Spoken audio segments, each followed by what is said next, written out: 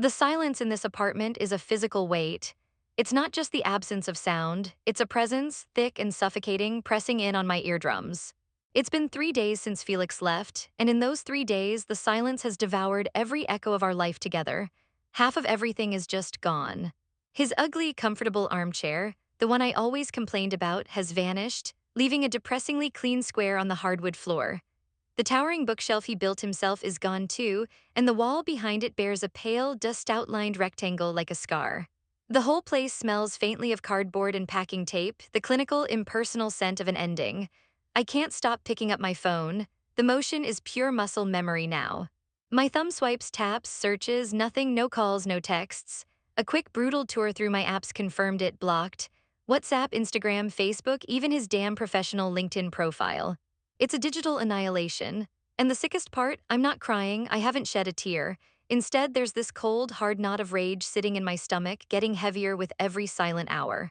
I'm clinging to the anger because it feels powerful. The alternative is a chasm of regret so deep I'm afraid I'll fall into it and never climb out. All of this scorched earth departure for what? A few jokes at a stuffy corporate dinner, because I tried to be funny, to inject a little life into a room full of beige people. He's acting like a petulant child, taking his ball and going home because his boss didn't find my humor appropriate. He's the one who threw a nuclear bomb into our marriage, not me. He didn't even have the decency to fight, to yell, to tell me I'd crossed a line. He just vanished. How is any of this fair? Look, I have to be honest. I loved Felix. He's a good man. The kind of genuinely good that feels rare these days. He's dependable, kind, remembers my coffee order and the name of my childhood dog. He's the man your mother prays you'll bring home, the safe harbor in a storm. But here's the thing about safe harbors, they don't make for very exciting stories. My life before Felix was a collection of exciting stories. My friends, my circle, they're not the safe harbor type. They're women who run their own PR firms, date musicians with critically acclaimed albums, and think a spontaneous weekend trip to Lisbon is a normal way to cure boredom. Their lives are curated, sharp, and full of a kind of effortless, witty cynicism. When we all get together for brunch, the conversation is a competitive sport. Last month, Sasha was recounting how her new filmmaker boyfriend convinced her to break into an abandoned factory for a guerrilla photo shoot. It was illegal, dangerous, and resulted in a stunning black and white portrait of her that was now hanging in a gallery. Everyone was enthralled, then all eyes turned to me. "What's new with you, Anya?" I talked about how Felix and I had finally perfected our home composting system. The silence was so awkward you could have served it as a side dish. I saw the looks, the polite, slightly pitying smiles, the gentle, "oh, that's so stable." "Good for you, Anya." It felt like a condescending pat on the head. I'd come home from those brunches feeling like I'd failed some unspoken test. I'd find Felix on the couch, reading a dense history book, looking so peaceful and content, and this nasty little voice in my head would whisper, "Is this it? Is this all you get?" The pressure started to build in me, this desperate need to prove that I wasn't boring, that I hadn't been tamed. I started seeing Felix through their eyes, and his quiet strengths began to look like weaknesses. His humility seemed like a lack of ambition. His calm nature felt like a void of passion, and he was so principled, almost rigid about it, it wasn't just a pose. It was baked into his DNA. He'd tip waiters 30 because he'd read an article about wage theft. He'd refuse to listen to office gossip. I started calling it his Captain America complex. I'd tease him about it. "Off to save the world from rude customers, Cap," I'd say, ruffling his hair. I thought it was a charming, if naive, quirk. A character trait to be managed, not a core belief to be respected. The biggest example was about a year ago. We had dinner with one of his work colleagues, Kevin. After a potential client had left the table, Kevin made some crude, dismissive joke about her accent. It was tacky, but just typical corporate bro talk. Felix's face went cold. He didn't raise his voice. He just calmly told Kevin that he found the comment unprofessional and deeply disrespectful. The next day, he formally requested not to be on the same team as him anymore, a move that actually complicated his own project. When I asked him why he'd make things so hard for himself, he just said, "Respect is a non-negotiable, Anya. In front of someone, behind their back, it doesn't matter, it's the baseline." I told him he was being dramatic, that he needed to learn to lighten up, that the world wasn't that serious. He just gave me this long, quiet look that I couldn't decipher. I dismissed it. I filed it under Felix being Felix. I never once thought that one day, that same inflexible principle would be applied to me. The dinner was at a place called the Alchemist's Table. One of those restaurants with mood lighting so dim you can barely read the menu and prices so high you feel guilty for every bite. It was Felix's company's annual partners' dinner, a high-stakes performance where careers were subtly advanced or stalled between the appetizer and the main course. I could feel the tension humming under the polite chatter. Everyone was dressed in their carefully selected armor of quiet luxury. The air was thick with the scent of expensive perfume and ambition. We were seated at a large round table with Felix's boss, Charlotte, at the head. Charlotte wasn't just a boss, she was a legend. A sharp, impeccably dressed woman in her 50s who could kill a multi-million-dollar deal or a subordinate's career with the same calm, unblinking gaze. Seated near her was Isabel, the wife of the company's top salesman.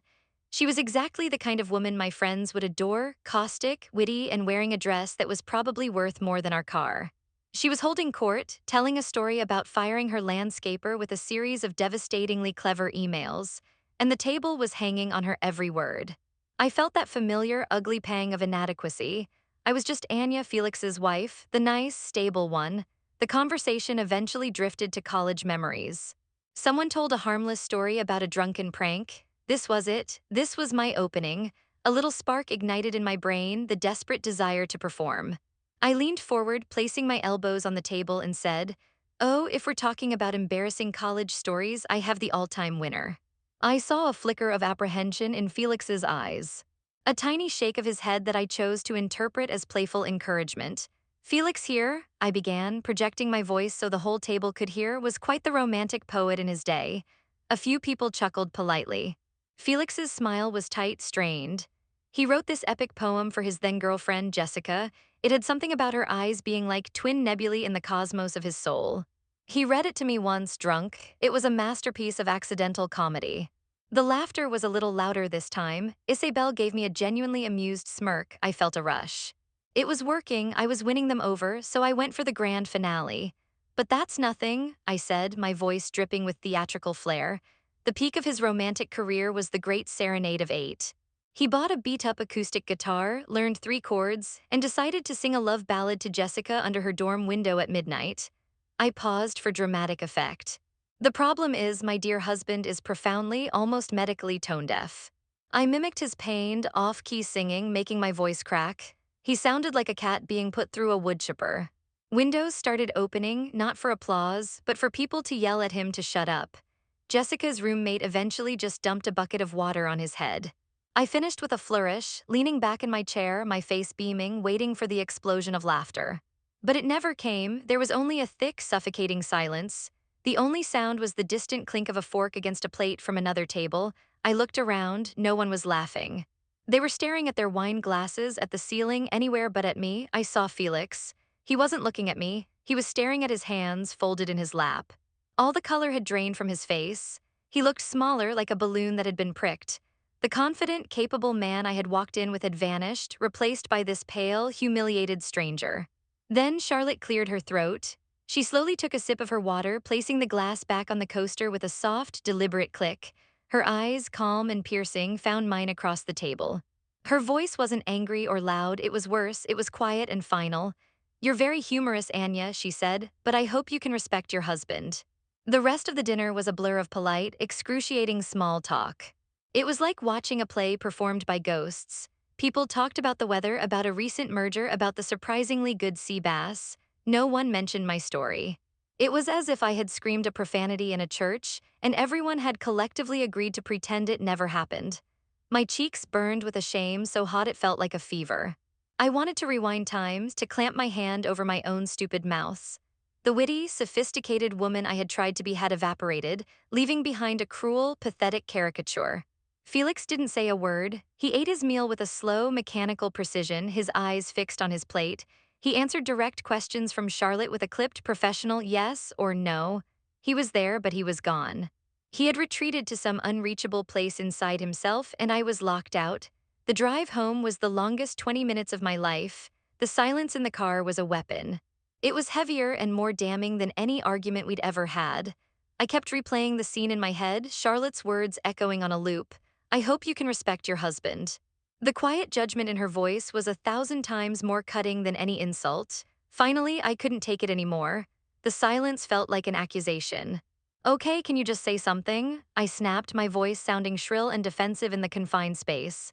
It was a joke, Felix, a stupid joke. My god, your boss is wound so tight she probably squeaks when she walks. He didn't even turn his head. He just kept his eyes on the road, his knuckles white on the steering wheel.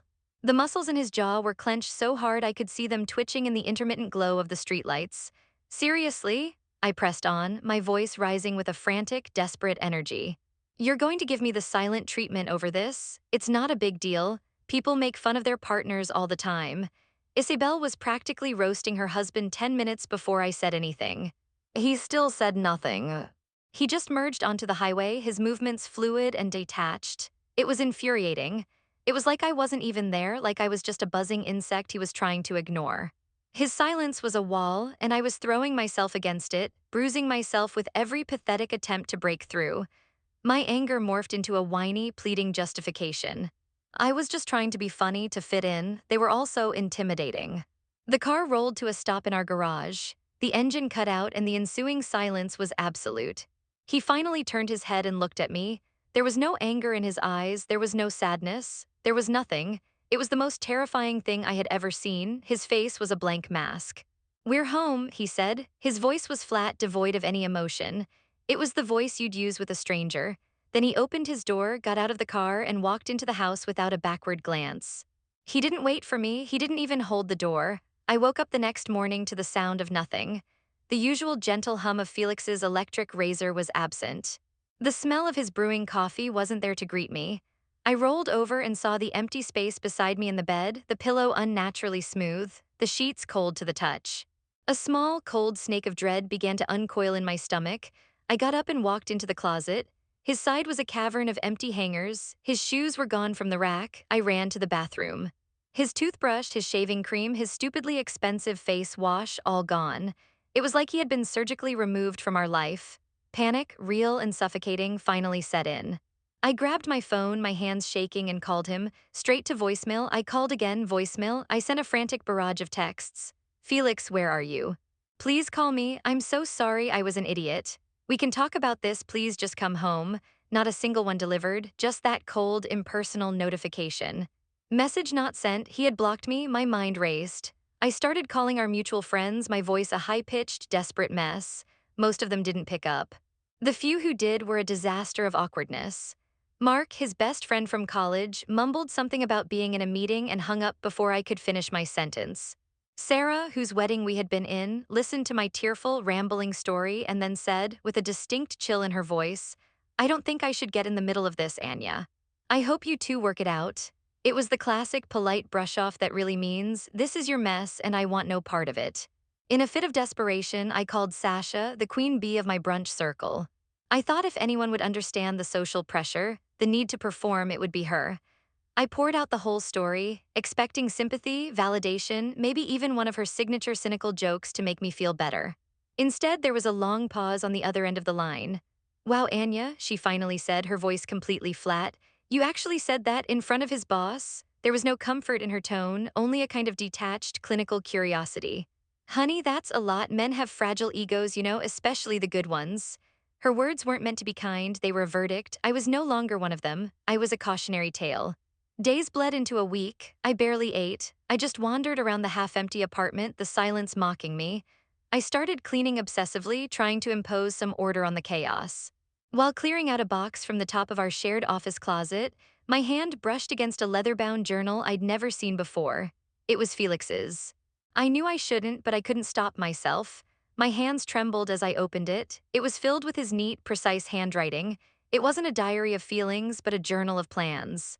Plans for us? He had lists of weekend trips he wanted to take me on. He'd been researching woodworking classes because I'd once mentioned I wanted a custom-built dining table. And then I saw it, a whole section dedicated to the garden house project.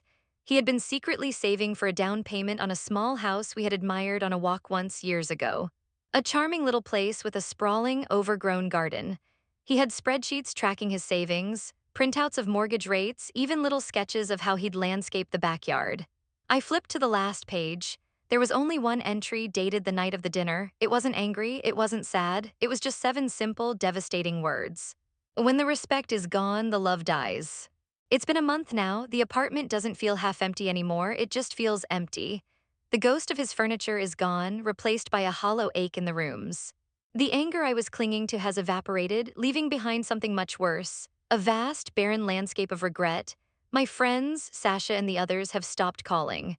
Their brunch photos still pop up on my feed, a painful reminder of the world I tried so desperately to impress, the world that has now completely forgotten I exist.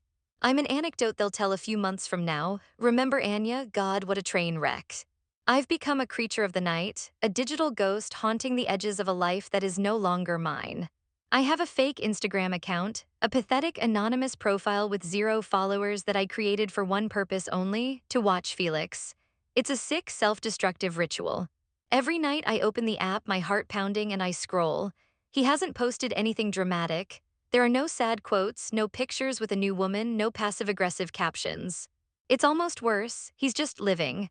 There's a picture of him and Mark on a mountain, grinning, the sky a brilliant, clear blue behind them. There's a shot of a ridiculously large fish he caught, his face lit up with a simple, unadulterated joy I haven't seen in years. He looks calm, he looks free, he looks like he's breathing again.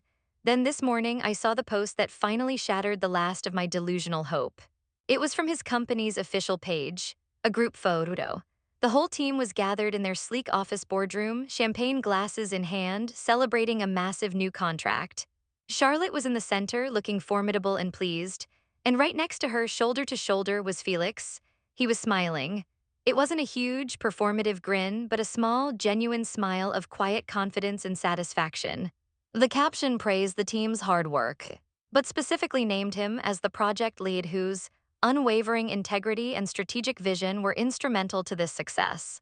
Staring at that photo at his calm, respected face next to the woman I had tried to impress by belittling him, the reality of what I had done crashed down on me with the force of a physical blow. My stupid, pathetic performance at that dinner hadn't tarnished his reputation. It hadn't made his boss think less of him. It hadn't derailed his career. It hadn't affected anyone's life in any meaningful way, except for mine. I was the only one who lost anything. I was the clown who tried to get a laugh by setting her own house on fire. And now the show is over, the audience has gone home, and I'm just sitting here alone in the ashes.